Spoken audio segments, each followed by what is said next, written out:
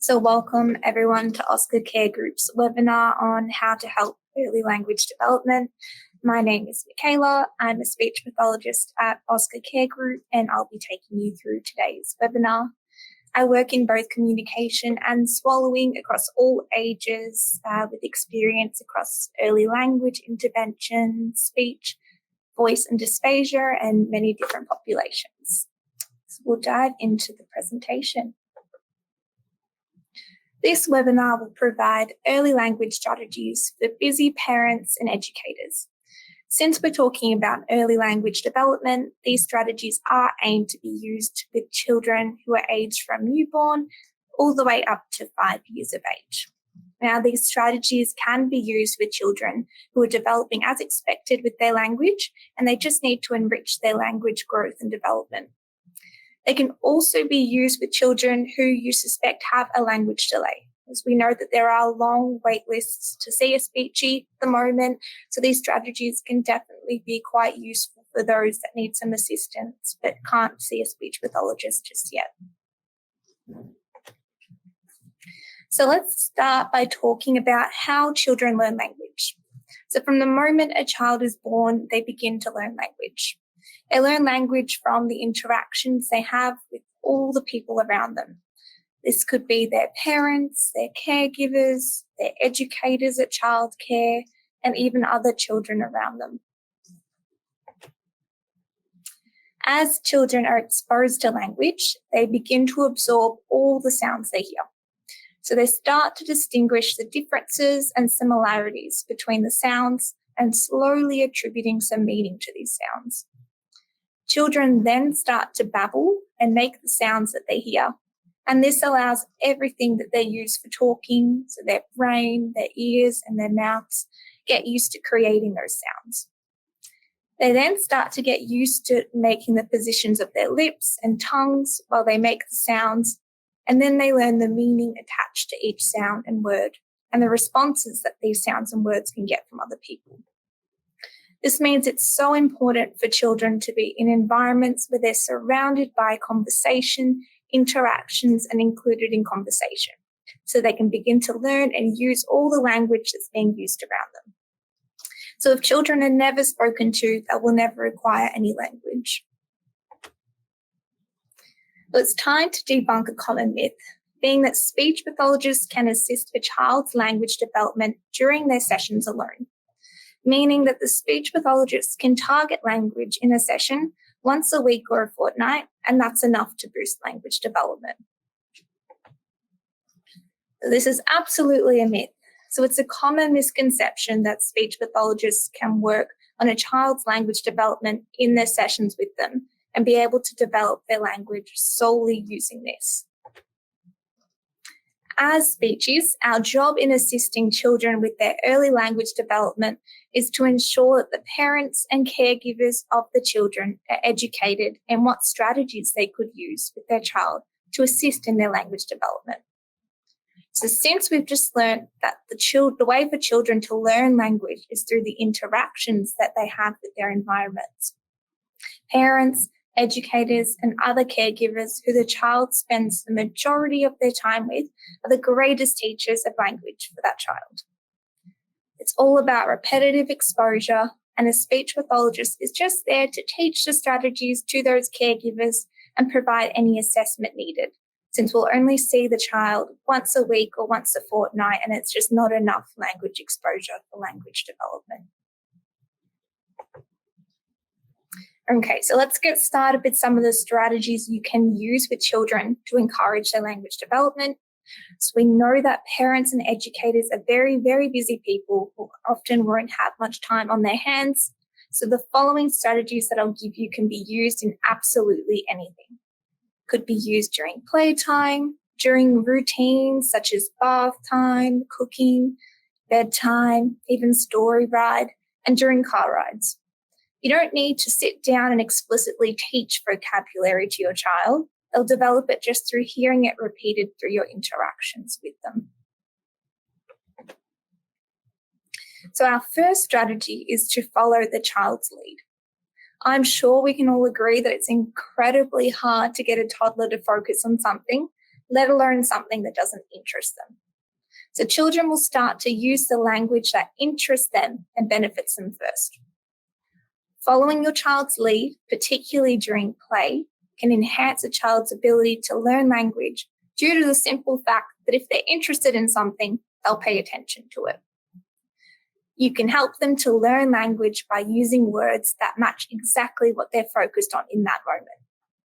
You're also building their confidence and excitement to interact with you, and that leads to longer and more enjoyable interactions. If your child isn't using words consistently, a great way to follow their lead is just to get your own toy and copy what they're doing. If your child's pushing a train on a track, you can push your own train on the track, and you can stop and see what happens next. If your child's feeding a doll with a spoon, grab your own doll or stuffed animal and feed it or give it a drink, saying, "Teddy likes juice." But if your child speaks in short sentences, you might say that more like, "The teddy likes that juice. It's delicious." You could also incorporate this in routine activities, such as watching the child's eye gaze and looking at what they're pointing to and commenting on it. Remember, after you take your turn, to give your child a chance to take a turn, or wait for them to initiate an interaction. It's second nature to most people to talk on behalf of the child or fill in the silence, but make sure you give them time to respond or comment. You can show them that you're waiting for them, look at them as if you're awaiting their response. And waiting not only gives you the time you need to notice what the child's interested in, but it also sends the child a message that it's their turn, making it more likely that they'll send you a message. And while you're waiting, you can observe the child very closely to see what they're doing and how they might be communicating with you. You can listen to any sounds or words that your child uses, as well as looking at their facial expression and any gestures used. It's really important to remember the turn for the child might just be a facial expression, a gesture, or a babble. You should respond to these as communication attempts, just like you do with words. We also want to avoid asking too many questions. In particular, we want to avoid testing your child by asking questions such as, "What's this?" while pointing to something. Believe it or not, that can actually hinder a child's language growth. So instead, you could use a comment to replace a question. For example, you're pointing at a car and you're asking, "What is this?" You can replace that by commenting on it instead and saying, "This is a car." If you're using questions, you could use questions like a choice question. So for example, do you want an apple or do you want an orange? And allow the child to make the choice. You could also use questions that can only be answered with a yes or no, such as, do you want an apple? And lastly, it's important to balance your questions with comments. So for every question asked, you'd want to make sure you're balancing it with around 3 to 4 comments to avoid interrogating the child or putting them on the spot. A really great strategy to use is expanding on what the child says. So this can be just adding on 1 to 3 words to make what they've said a little bit more complex and get them used to using phrases and sentences. So we'll take a look at some examples on how you could expand. So a child requests some juice by saying juice or pointing to juice. You can respond back by saying, "You want juice?" If the child points to a cat and says cat, you can respond back by saying, "Yes, black cat," or "Cat is soft," while patting it. If the child's looking or pointing at something that they can't have, you can still respond to it by expanding. For example, the child's pointing to a train set, but it's time to play outside at childcare or at home. You could say, "You want the train set? We'll play later. Time to go outside," to show that you acknowledge their request and communication, which encourages them to speak in future. If your child is not yet speaking, you can respond back to their interactions with you, such as their gestures, facial expressions, sounds, and babbles. You can talk back to them and say what they say. You could pretend to have a conversation. And if you're unsure what they want or what their interaction means, you can simply imitate them. The next strategy is to simplify your language. The way you speak to a child can make a big difference for their language learning. So you can use simple sentences by using shorter sentences. And by doing this, you provide as many opportunities as possible for your child to hear and learn new words and how they're used within short sentences. While using short sentences, try to keep them short, but also grammatical. So for example, instead of saying, you have to put your shoes on because it's time to go pick up Ava from school, you could shorten it and say, let's put your shoes on. It's a lot easier for a child to imitate or focus on the key words in the example on the right compared to the complex sentence on the left. Another example could be at childcare when it's time to play outside, and you might say, it's time to get our hats so we can go outside and play. To simplify that, you could say, let's get our hats, let's play outside.